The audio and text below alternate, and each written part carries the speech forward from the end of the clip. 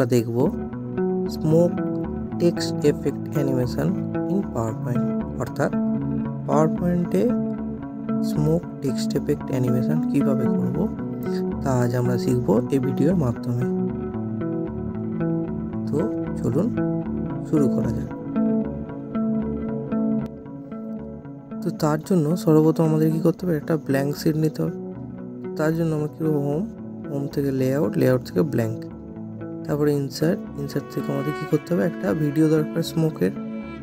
তো আমাদের ডাউনলোড করা আছে, যেটা আপনারা পিক্সাবে থেকে খুব সহজেই পেয়ে যাবেন। সেটা এখানে ইনসার্ট করে দেবেন। ঠিক আছে, ইনসার্ট করা হয়ে গেলে সেক্ষেত্রে আপনারা প্লে করে দেখে নেবেন ভিডিওটা কি। এই ভিডিওটা আপনারা পিক্সাবে থেকে ডাউনলোড করে নিতে পারবেন। এরপর আমরা কী করবো, ইনসার্ট থেকে শেপসে গিয়ে একটা রেক্ট্যাঙ্গেল ড্র করে নিলাম এবং এর ফরম্যাট শেপ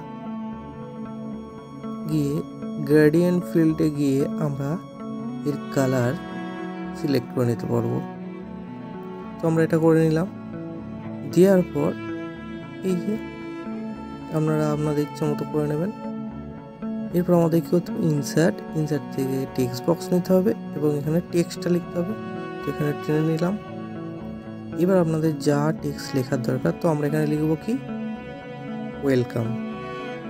আর এর টেক্সট মানে ফন্ট স্টাইল হবে এরিয়াল ব্ল্যাক, সাইজ 150। লেখা হয়ে যাওয়ার পর আবার টেক্সট বক্স নিলাম, নেওয়ার পর নিচে করে দিলাম কি আমাদের ইউটিউব চ্যানেলের নামটা।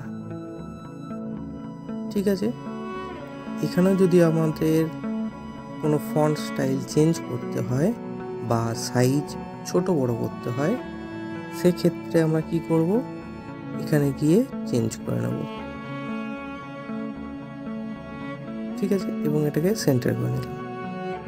এরপর প্রথমে এটাকে সিলেক্ট করে তারপর ওয়েলকাম, তারপর এই লেখাটা দেওয়ার পর ফরম্যাট থেকে মার্জ শেপ এখান থেকে করে নেবো কম্বাইন। ঠিক আছে, তো দেখুন আমাদের প্রেজেন্টেশন রেডি।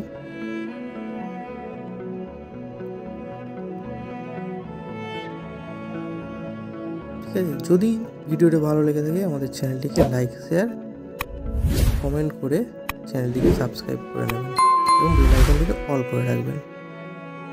তো এটা হলো একটা আরেক রকম পদ্ধতিতে আমরা দেখাচ্ছি। তার আগে এই যে লেখাটা, এই যে স্মোক এফেক্টটা উপর দিয়ে চলে যাচ্ছিলো, সেটা যদি মনে হয় একটু ডাউন করতে, তাহলে আমরা কি করবো, এই লেখাটাকে ধরে একটুখানি ডাউনলোড মানে নিচে নামিয়ে দেবো। ঠিক আছে, তো এবার চলুন দেখি কি হবে।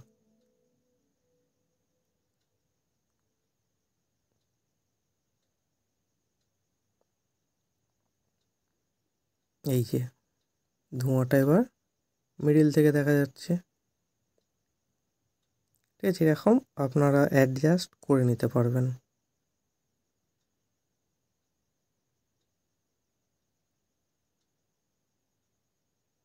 তো আরেক রকম পদ্ধতি আমরা দেখাচ্ছি।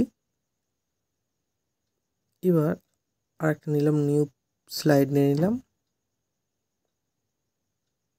দেওয়ার পর কী করবো, ইনসার্ট থেকে ভিডিও দিয়ে ভিডিওটা আমরা ইনসার্ট করে নেব। ইনসার্ট হয়ে গেলে আমরা কী করবো, ইনসার্ট থেকে শেপস থেকে একটা রেক্ট্যাঙ্গেল নেব, পুরো কভার করে নেব। তারপর কি করব, শেপ আউটলাইন ওটাকে কোনো নো আউটলাইন, শেপ ফিল ওটাকে কোনো ব্ল্যাক। এরপর ইনসার্ট এখান থেকে নেবো কি টেক্সট বক্সটা নেওয়ার পর এখানে ড্র করে দেবো এবং এখানে এই যে ফন্ট স্টাইল ওটা করে নেবো এরিয়াল ব্ল্যাক, সাইজ ওটা করে নেবো 200, এখানে লিখে দেবো স্মোক। ওকে, এবং এটা করে দেবো সেন্টার।